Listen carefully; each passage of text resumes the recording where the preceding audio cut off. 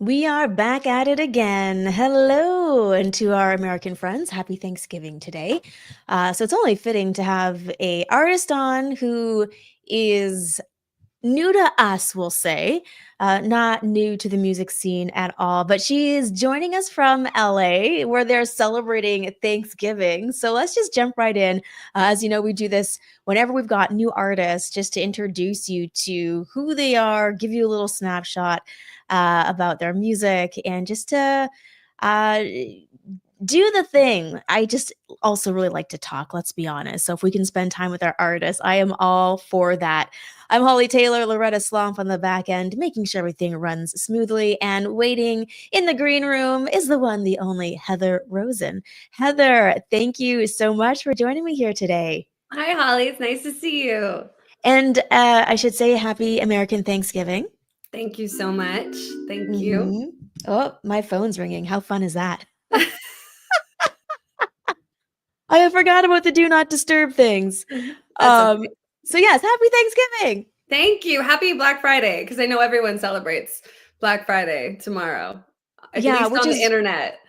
which is weird because Black Friday really is like started 2 weeks ago and it's going to continue into next week. It's just not just a day anymore. Yeah, and they've got Cyber Monday now, and Yes, Buy Nothing Friday, Giving Tuesday. There's just a million things now. It's hard to keep up. people in the United States don't know what Boxing Day is. So I've explained that to a few people down here, that it's Canadian Black Friday, essentially. And it used to be like right after Christmas, and that was when the deals were. Yeah. Now, again, you don't just have to wait for the day. No, yeah, and I used to go stand in, like, big, long lines as a kid and wait in the mall for hours to get those deals, and it's a totally different world now. It is, and it was part of the fun and the excitement of growing up, and it's Christmas, then you have Boxing Day, and you're up at, like, 5 in the morning, you grab your tea or coffee, you're waiting in the lines in the coldness. Yeah. Yeah, in the coldness in Winnipeg, yeah. Yeah, Alberta, you're all bundled up, Mhm, lawn chairs that are, like, cracking. mhm, mhm. Yeah, I Oh, remember doing good that for, times. like, Ticketmaster tickets as well. You'd go Exactly, line up, yeah, concert. yeah, Yeah, for me, Backstreet Boys, I think I waited a couple hours in line, and it was yeah. just skip I love the school. Backstreet Boys. Yeah, I had me very high me up too. seats for them, though, very rafter seats. I was in the middle, so I Good felt, for like, you. very Good for you. excited because I got there early enough to get those kinds of seats. Because it all depended on timing. Yeah, you did good. You did good. Thank you, thank It you. depends on what time your mom is willing to wake up in the morning to drive you to get, like Oh, my word, I love it, and I love that, like, your roots are so Canadian, but you're living in LA. Why did you move from Canada into the US? Yeah, I mean, it started with I grew up in Winnipeg. I did, music in Winnipeg growing up my whole life, and I was making my own music after high school, and 2 of my very respected industry contacts told me I should move to Nashville, and I listened because I was so sold out to music that I was obedient to that and followed that instruction to Nashville. And after Mhm. 3 years living in Nashville, I remembered my heart had always cried for LA. And I planned a trip to LA to check it out. And I ultimately just fell in love and it exceeded my expectations. So I found myself moving to LA and I've been here for like 10 years now, I think. Oh, wow. Yeah. Do Yeah. you not miss the snow at I, Christmas time? yeah, I miss it for like 3 days and then Christmas Eve, Christmas Day, and Boxing Day? yeah, there's like a solid 3 days where I'm like, "Oh, there should be snow on the ground," but and then it goes away, but that's because I grew up if you're also from Alberta, like, I grew up somewhere with it's not just snow, it is, like, snow, and you can't get out of your garage, and you're freezing your ears off if you're out there for more than a minute, so, yeah, I miss it for 3 days. There you go, and then that's it, and you can always come back home to visit for those 3 days, then go back. Yeah, I was there last Christmas, actually. I was trying to show my husband how intense Winnipeg winters are, and it was actually quite a mild winter last year when I tried to show him. So I'll have to try to you know. Better coordinate it. Call the weather person and just say, Ah, "Hey, can we get a good old snowfall? I'm coming to town."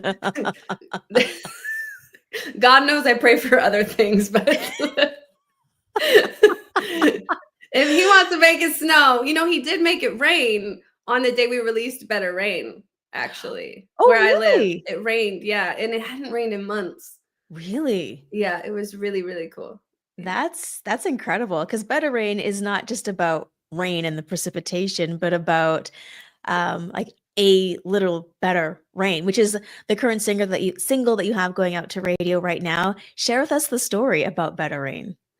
Yeah, so I was with my husband again. We were parked off of the street called Rose Ave, and we were just playing songwriter songs, great written songs that inspire you as a songwriter. And he was like, "Do you know this song by George Strait? It's called A Better Rain." And I was like, "No, I've never heard that, but is it a Christian song?" And he was like, "No, not really, no." And I was like, but it should be a Christian song. I was like, "Baby, if I've ever heard a title that is about God, it's A Better Rain." I was like, right then and there, downloaded in me the entire concept for the song, which was rain and its symbolism before coming to Christ and after coming to Christ. So before coming to Christ, rain is tears, it's strife, it's the sweat dripping down your face from your own strength. And then after coming to Christ, rain is baptism, it's cleansing, it is harvest. And so we wrote it right away when we got home, and we released it September 14th.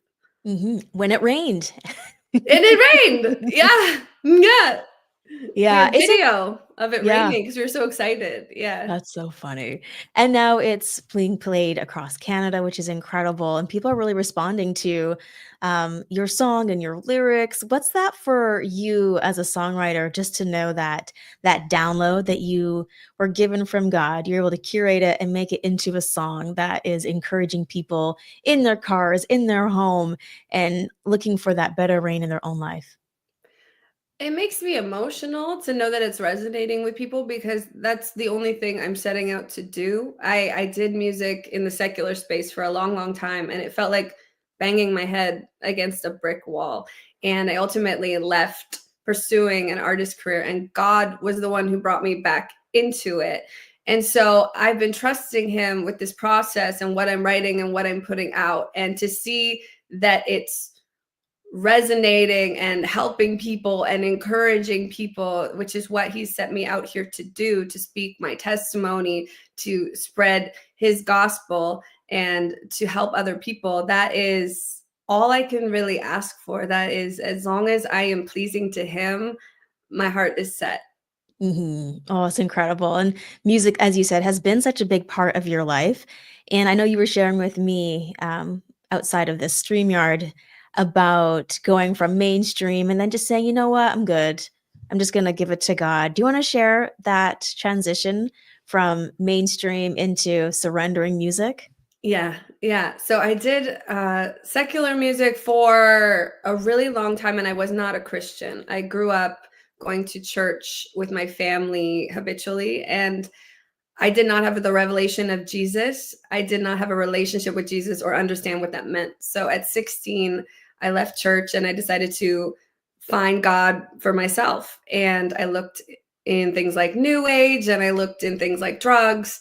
And I was pursuing music as if it was my God. It took that top spot in my life, and I gave everything I had to it. And like I said, for a good 10, 15 years, it drove me crazy, and it did not give me anything back after giving all of myself to it. And so I ultimately just was exhausted and at the end of myself, and felt like such a, a disheartened failure, to put it blankly. And I stopped singing. So I surrendered to the background, where I would just write songs for other people. I was already doing that, so I just stopped singing. And then one day, I, in a very low, encountered my now pastor, who I also call my spiritual father. And he flipped, like I said, he flipped my life, turned upside down like Fresh Prince of Bel-Air.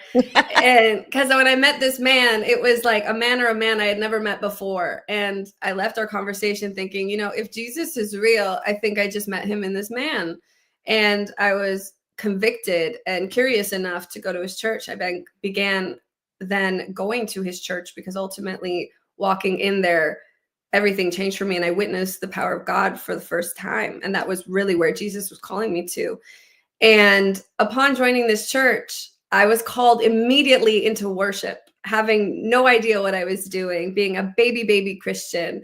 God was like, I want you up there. I want you up there every week, and I want you leading every week. And I was like, I am so unqualified for this. It's out of control. But that season was really a time of leaning into him and trusting his plan for me and surrendering to the process of being raised in that, letting the Holy Spirit raise me, letting my mentors around me raise me in that. And after a few years of leading worship, God started dropping songs in me again that felt like what I'll call the old days, where I was writing songs to release myself. And I was like, God, these are really artist songs. These are really like my heart, but my heart as a Christian now.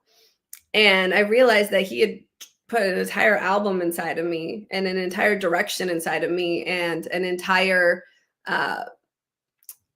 audience out there that needed the music that he had put inside of me. And so to be obedient to that, I jumped back into music reluctantly, crying on my floor.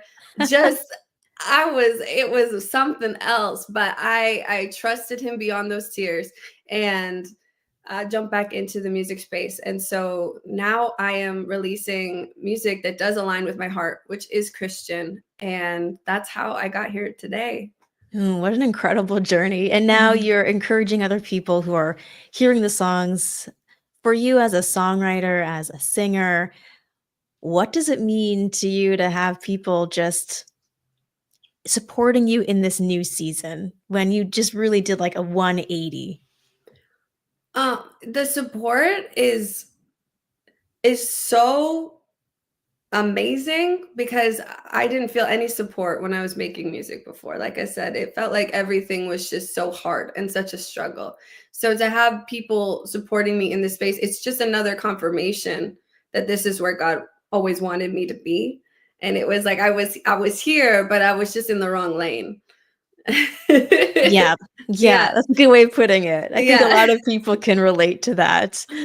Well, I love your story and your testimony, and I love how Better Rain is doing well at radio, but I love that there's just more to it than it just doing well at radio and getting the spins, that it's been incredible hearing the stories of people who are hearing it and they're being moved. I am beyond happy to hear Yeah. that. Yeah. No, Thank you, it's an incredible Jesus. thing. Yes. Thank you, Jesus. Thank you to all the stations as well who've added your song and just said, yes, let's take this song and see how it's going to encourage those in our listening audience. So thanks, radio. Thank you, radio. Thank you, radio. It means so much to me. I can't even put into words how much it means to me. It means so much to me. So thank you to everybody that has played it. Yeah. Yes. Before we go, two things. Number one, thanks for getting the memo and Yes. wearing your army green jacket shirt. Yes. Yes. I've Yes, been girl. like, I'm here for you. yay, we're matchy. But also, it's not just music that you're in a new season with. You have a new little bundle of joy in your life. He's a little toddler. Yes. And so, as we head into this Christmas season and just seeing it from her fresh perspective, what is a favorite Christmas memory that you have that maybe you're going to try to pass on to the next generation? Ooh. So this is her first Christmas as a very aware toddler. So she Yeah, knows what's going on and she not just a knows baby blob. yeah, she's 2 now, so she's singing all the Christmas songs, and I'm so excited. I think this is gonna be my favorite Christmas ever coming up right now. Last Mhm. Christmas, she learned to crawl, which was really cool at Christmas. But me growing up, my mom used to make these cookies only at Christmas time, and there was this odd occurrence where she would save some in the freezer, and we figured out that they actually taste better straight out of the freezer, which I know sounds strange, but I would love you to try them. And these freezer cookies became a tradition every single year for us. She would put them in our stockings as if they weren't over in the kitchen. Yeah. And when they were all taken away and put downstairs to store, I would sneak downstairs and I would go get more out of the freezer. And that's just something that's so comforting to me, and it reminds me of my mom. It reminds me of being young, and it's something that no other family that I've met yet does. And so that's definitely a favorite memory of mine, and I can't wait to make cookies this year with my mom and my daughter, and we can continue that through our family. Yes, that's a beautiful tradition, and we actually used to eat cookies from the freezer as well. Oh my My mom gosh. my mom would do all her baking in October or November and freeze the cookies, so she would just stack it up over time so that for Christmas, we had a lot of different kinds of snacks and treats. However, by the time Christmas rolled around, most of the cookies were already gone because Yeah, we'd go because into the basement and sneak in there. hope that the freezer didn't make a big noise and then sneak out the treats for Christmas. Holly, So, I've never met anybody that related to that yes. story. That's Yeah. so cool. I mean, we got in trouble, of course, because they weren't supposed to be consumed until Christmas, and we just wrecked everything, but, at least we weren't peeking at the presents. I feel like my husband will be the one to do that now. He will. Yeah. Amazing. Heather, thank you so much for taking some time, I guess this morning for you, this afternoon for us here in Ontario, and just sharing your heart and explaining more about your music and sharing your Christmas memories. I love it because I can totally relate. I can taste, like just now, the frozen ginger snaps. Oh, they're the best. I love that. Thank you so much for having me, Holly. This has been awesome. Oh, of course, we love it. And if you are loving the music that Heather is putting out, there is definitely more to come. And as you can tell, just a beautiful heart, a beautiful soul. And so thank you again, Radio, for the support that you've given Heather and the other artists that we've been supporting this year. This might be our last StreamYard of 2024, but there will be more in the new year for sure as we dive deeper into the life and times of the artists that we're so honored to represent. And so if you ever have questions about our artists or the ones you want to pass along to us to ask them, you can always email us and stay tuned to your inbox as we may have a couple more Christmas songs for you coming up as we hit December next week. What is happening to the year? All right, guys, thank you so much. Thank you, Loretta and Robin, the 1016 team, and we will see you guys again soon on StreamYard.